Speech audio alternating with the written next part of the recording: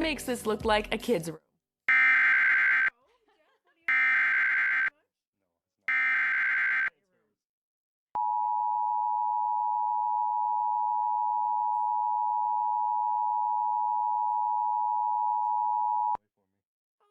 The National Weather Service in Fort Worth has issued a severe thunderstorm warning for Somerville County in north-central Texas, east-central Erath County in north-central Texas, northwestern Bosque County in central Texas, until 7:45 p.m. Central Daylight Time.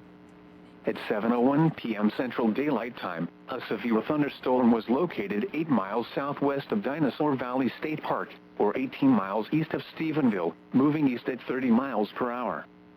Hazard, 60 miles per hour wind gusts and quarter-size hail. Source, radar indicated. Impact, hail damage to vehicles is expected. Expect wind damage to roofs, siding, and trees.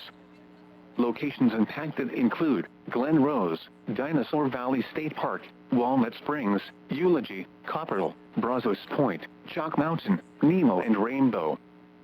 For your protection, get inside a sturdy structure and stay away from windows.